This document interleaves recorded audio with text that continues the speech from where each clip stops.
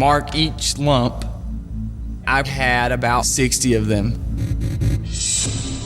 The hurt was like a stabbing sensation. He was in such extreme pain that he was almost in tears. And that's just not my husband.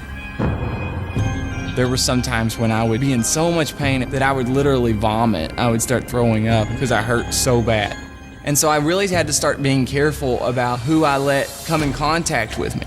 I started getting a lot more apprehensive about putting myself at risk to be pat on the back or to be given a hard hug, because if I got a pat on the back from my supervisor and he saw me wince in pain, then he would ask me what was wrong. And the last thing he wanted to do was make anyone think that he was sick or ill. He was withdrawing himself from the family, and he was short with us, whereas he would never have been that way before. I suggested that Jake go see a doctor. I was pushing him to go. But Jake was in complete denial about it, and he didn't want to think about it. He didn't want to talk about it. I really didn't want the Air Force to find out. I was afraid that they would take away my job. I was afraid that I would get in trouble at this point because I'd kept it quiet so long, and there's not like you wake up overnight and have so many lumps. At this point, our lives and his life has been totally turned upside down. He needed to go to the doctor. In the winter, almost a year from when the first lump appeared, Jake finally schedules an appointment off base. When I went to see the dermatologist, I had 156 lumps. I said, I can't live with this any longer. And I explained to him, anytime I put pressure on him, I'm in excruciating pain. He said that he had never seen this many lumps on one person. He was shocked. The dermatologist told me that the best idea would be to biopsy him, just to make sure that there was nothing else going on. And I thought, maybe it could be some kind of cancer. I thought about my husband and whether or not we're going to be able to be 70 years old and walking down the street together. But I had to put those kinds of thoughts out of my head because it can devastate you. Finally, after an anxious 48 hours, the test results are in. He could tell that it was non-cancerous. It was an overwhelming relief. And he told me they were lipomas. Lipomas are fatty lumps. They are usually not painful, and their cause is unknown. The dermatologist said they're not really sure why they form, but if they're irritating you, then we can start cutting them out. And if we do them in 2-week increments, it shouldn't take us more than a year to get all of these out. It seemed like a dream come true that this guy could solve my problem so easily. So I was gung-ho. I went back the next week, and then he proceeded to give me a local anesthetic around the area. We cut 2 out that day. We were hopeful that everything was going to be easy and life would go back to normal. But just when Jake thinks he has things under control, he goes in for a follow-up visit and finds himself blindsided by a horrifying new development. The spot where he had taken out the first 2, there was about 4 to 5 lipomas, or lumps, where the 2 original had been. They were multiplying. It was like a piece of popcorn where it's just a bunch of little bulbs sticking out off the sides. We were shocked as to what was going on and why it had happened right in that same spot. Jake seemed very disheartened and frustrated. At that point, I asked if there was another treatment that I could look into.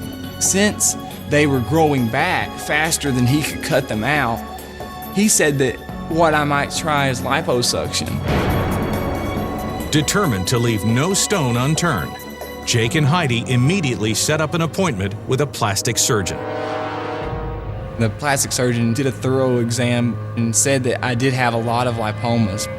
It wasn't something he had seen before. It was pretty rare to have that many that were causing pain.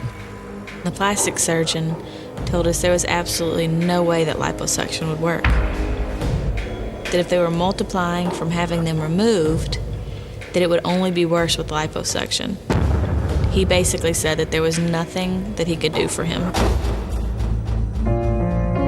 When Jake left, he was devastated. The weight that we thought was going to be lifted was 10 times worse because now we didn't know what we were going to do. I was in a lot of pain constantly, and things were only getting worse.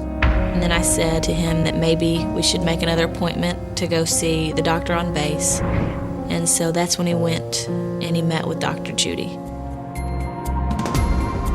When I first saw Jake, he was scared, overwhelmed, and a little despondent.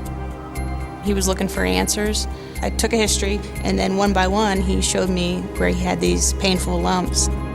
When I saw Dr. Judy, I had about 200 lipomas. Jake had lipomas all over his body, from his arms to his chest to his abdomen to his legs, on his back. And they would range in size from a pea all the way up to a golf ball. I was overwhelmed. I'd never seen anything like it before.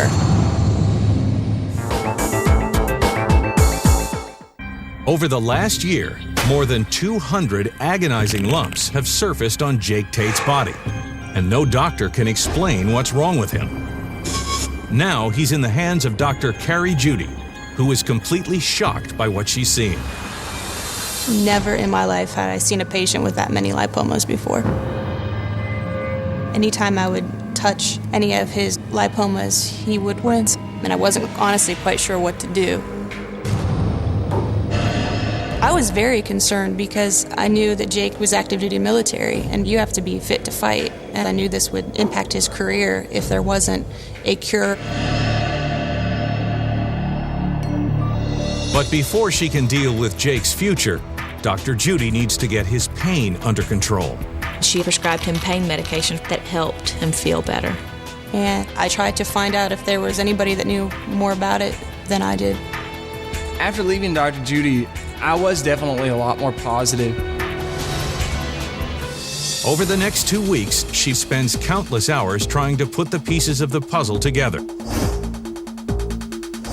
And now, Dr. Judy thinks she may have found an expert who can answer all of their questions.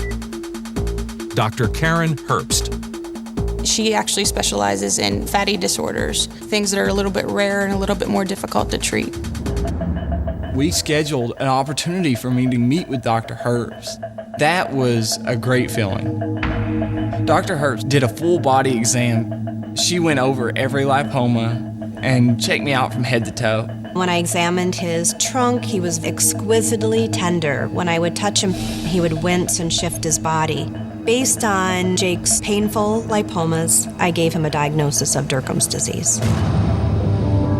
Dercum's disease is a rare disorder in which the body forms acutely painful lipomas. In a healthy individual, small amounts of fluid containing toxins continually leak from blood vessels and are easily flushed out of the body. But in patients like Jake, for some unknown reason, too much fluid is released and settles between cells, creating inflammation. To clean up the toxic fluid, the body sends blood cells to the rescue. And to feed those cells, it produces fat, which gradually builds up into solid growths. If you have a vessel that leaks fluid, that fluid should normally leave, but if it doesn't, then it's going to sit in that area and stay. It's like you take the garbage out to the street, but it never gets picked up by the garbage truck. So it starts to almost ferment in the tissue. It becomes more and more toxic, and it sends signals out to cells called macrophages to come in and clean up the mess. They eat up all of the garbage that's in the tissue. These macrophages need to have food themselves. So the fat in the areas of the lipoma most likely grows in order to feed the cells that have accumulated in that tissue itself. My gut reaction to finding out that I actually had Dercum's disease was to jump up and cheer. I was really happy that I found out what was wrong with me. I thought about where we were going to go from here. I was hopeful for the future. While much about Dercum's is a mystery, Dr. Herbst is one of the world's foremost experts on it, and she suspects that Jake may be genetically predisposed to the disease. My understanding is likely there's been a mutation in a gene that's passed down amongst family members, and that causes the blood vessels and fat tissue to respond differently to inflammation. Dr. Herbst also has a theory about what triggered the onset of Dercum's in Jake's case. He had just undergone boot camp and an extreme amount of physical activity. When you undergo physical activity, you produce a lot of lactic acid, and then it's taken to the liver and it's metabolized. Well, in someone who has Dercum's disease, the lactic acid is released outside of the cell, but then it just sits there. And the more Jake exercised, the worse his symptoms became. But surprisingly, they improved during the hot summer in South Carolina. The heat probably helps Jake because it dilates the blood vessels, and dilation actually draws more fluid from the tissue back into the blood vessels, and it gives a little bit of relief to the nerves during that period of time. But even physicians on the cutting edge of research like Dr. Herbst don't understand why Dercum's is so painful. However, she can explain why the lipomas multiplied when Jake had them surgically excised. When you remove the lipoma, you leave behind an area of inflammation. Whenever there's inflammation, there's an over-responsiveness of the body.